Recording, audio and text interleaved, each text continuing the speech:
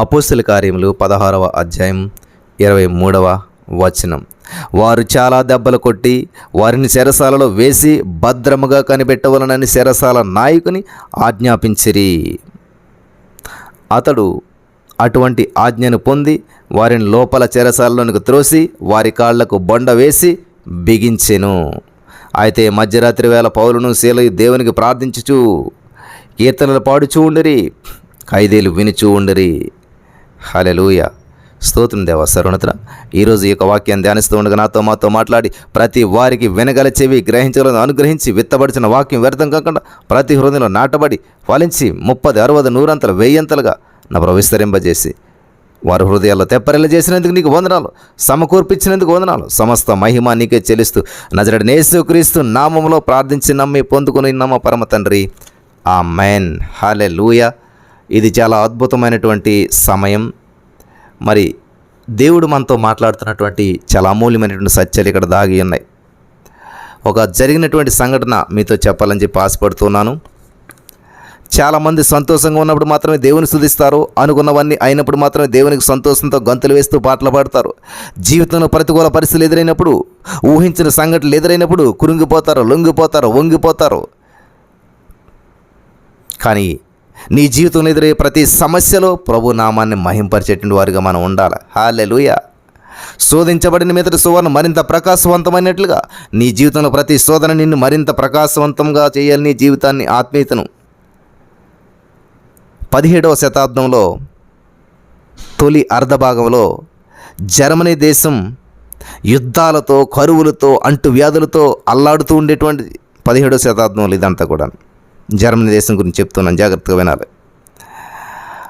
యుద్ధాల్లో ఒక పక్క యుద్ధాల వల్ల కరువుల వల్ల అంటువ్యాధులు అల్లాడుతూ ఉండేటువంటి పరిస్థితిలో ఉన్నటువంటి ఆ దేశంలో ఆ దినాల్లో ఎలెన్బర్గ్ మార్గంలో మరి మార్టిన్ రిన్కార్ట్ అనేటువంటి ఒక పాస్టర్ గారు, మార్టిన్ రిన్కార్ట్ అనేటువంటి ఒక దైవ సేవకుడు జీవిస్తూ ఉన్నాడు.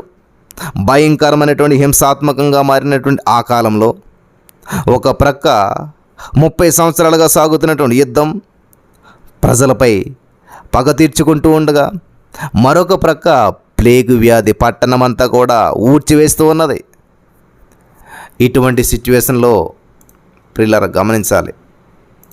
ఇటువంటి పరిస్థితుల్లో ఒక పక్క యుద్ధం, కరువు, సమస్య, వ్యాధి, రోగము ఇవన్నీ కూడా ఉన్నటువంటి సమయంలో ఆ పరిస్థితుల్లో పాస్టర్ రిన్కార్ట్ గారు ఏం చేస్తారంటే రోజుకు 50 మందిని చెప్పిన భూస్థాపన కార్యక్రమాలు చేయవలసి వచ్చేది. రోజుకు 50 మంది జబ్బు చేతో, కరువు చేతో, రోగం చేతో, నిర్లక్ష్యం చేత ఏదో విధంగా చనిపోతూ ఉన్నారు. రోజుకి 50 మందిని చెప్పిన భూస్థాపన కార్యక్రమాలు చేయవలసిన పరిస్థితి ఏర్పడింది. ఆ చనిపోయేటువంటి వారిలో తమ యొక్క సొంత కుటుంబ సభ్యులు కూడా ఉండేటువంటి వారు. ఈ రిన్కార్ట్ గారు, పాస్టర్ రిన్కార్ట్ గారు బంధువులు, స్నేహితులు, ప్రియమైన వారు అందరూ కూడా చనిపోతూ ఉన్నారు. వాళ్ళందరినీ పూడ్చుతూ ఉన్నారు. రోజుకి 50 మందిని. దేశంలో కరువు, భయము, ఆందోళన, యుద్ధము, నీళ్ళు లేవు. అటువంటి పరిస్థితుల్లో రోజుకి 50 మంది పూడుస్తూ ఎంత ఘోరమైన పరిస్థితుల్లో ఉంటారో తెలుసు కదా. చనిపోయేటువంటి వారిలో సొంత వాళ్ళే ఉన్నారు. అయినప్పటికీ గమనించాలి, ఇటువంటి పరిస్థితుల్లో ఉన్నప్పటికీ, ఇటువంటి సిచ్యువేషన్ గుండా వెళ్తూ ఉన్నప్పటికీ నిరాశ, నిస్పృహలతో నిండి ఉన్నటువంటి ఆ సంవత్సరాలలో ప్రతి ఉదయము వినాశనము, మృత్యువు తలుపు తట్టి పిలుస్తున్నటువంటి ఆ సమయంలో ఆయన పాస్టర్ రిన్కార్ట్ గారు, దేవుని యందు నిరీక్షణ ఉంచినటువంటి ఆ రిన్కార్ట్ గారు 66 పవిత్రమైన కీర్తనలు, సంగీతాలను రాశాడంటండి. ఆయన దేవునితో శృతి కలిసినటువంటి హృదయం, గాఢంధకారంలో కూడా ఆ యొక్క దేవుని స్తుతులు పాడగలుగుతాం అన్నమాట. హల్లెలూయా. ఇటువంటి కష్ట పరిస్థితుల్లో, భయంకరమైన సిచ్యువేషన్ కూడా వెళ్తూ ఉన్నప్పటికీ, ఎటువంటి పరిస్థితులు ఎదురైనప్పటికీ ఆయన ఏం చేస్తున్నాడు అంటే దేవుని స్తుతిస్తూ ఉన్నాడు. హల్లెలూయా. దేవుని మహింపరుస్తూ ఉన్నాడు. పాటలు రాయటం ప్రారంభించాడంట. హల్లెలూయా. దేవునికి స్తోత్రం కలుగును గాక. సంగీతాలను కూర్చాడంట, కీర్తనలు రాశాడంట, పవిత్రమైనటువంటి కీర్తనలు, సంగీతాలు రాశాడంటండి. ఆయన ఇప్పుడు ఆనందంగా ఉన్నప్పుడా, అన్నీ సంతోషంగా ఉన్నప్పుడా, ఎక్కడో మంచి మరి అద్భుతమైనటువంటి వాతావరణంలో ఒక చెట్టు దగ్గర లేకపోతే ఒక అడవులోనో కూర్చునో ఒక సముద్రం పక్కన కూర్చునో రాశాడు ఆ పాట? లేదు. మృత్యువు తలుపు తట్టుతూ ఉన్నది. అటువంటి సమయంలో దేవుని యందు నిరీక్షణ ఉంచినటువంటి పాస్టర్ రిన్కార్ట్ గారు చూసారా, 66 కీర్తనలు రాశాడంట. 66 కీర్తనలు రాశాడంటండి. ఆయన పాటలు రాశాడంట. దేవునితో శృతి కలిసినటువంటి హృదయం.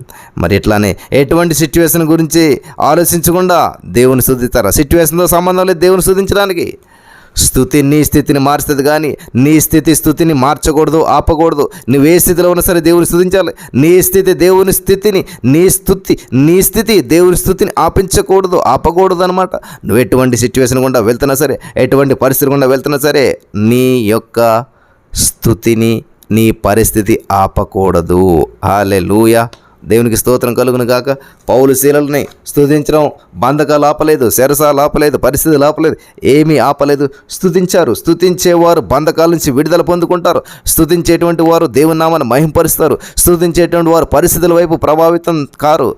స్తుతించే వారిని ఏ పరిస్థితి కూడా ప్రభావితం చేయదు. స్తుతించేటువంటి వారిని ఏ రోగం ప్రభావితం చేయదు. ఏ అప్పు, ఏ అనారోగ్యం, ఏ పేదరికం, ఏ మానసిక ఒత్తిడి ఏదైనా సరే విడుదల పొందుకోవాల్సిందే. ఎందుకంటే దేవుడు ఆల్రెడీ వెల చెల్లించాడు ప్రతి సమస్యకు. ఆ సత్యమును తెలుసుకుంటే సత్యం మిమ్మల్ని స్వతంత్రులుగా చేస్తుంది. ఆమేన్. సత్యం మిమ్మల్ని స్వతంత్రులుగా చేస్తుంది. కాబట్టి సత్యం తెలుసుకున్నటువంటి వారు స్వతంత్రులుగా జీవిస్తారు. సత్యం తెలుసుకున్నటువంటి వారు స్వతంత్రులుగా జీవిస్తారు, సనగరు, గొణగరు.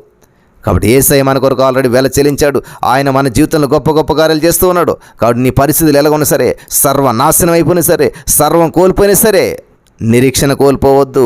దేవుని యందు విశ్వాసాన్ని కోల్పోవద్దు. పట్టుదల కలిగి ప్రార్థన చేద్దాం. మరలా లేపుతాడు. లేపినటువంటి దేవుడు, హల్లెలూయా, లేపుచున్నటువంటి దేవుడు లేపుతానే ఉంటాడు. నమ్ముచున్నారా? అయితే మీరు కూడా లేపబడతారు. నమ్మిన వారు పొందుకుందురు గాక. ఆమేన్.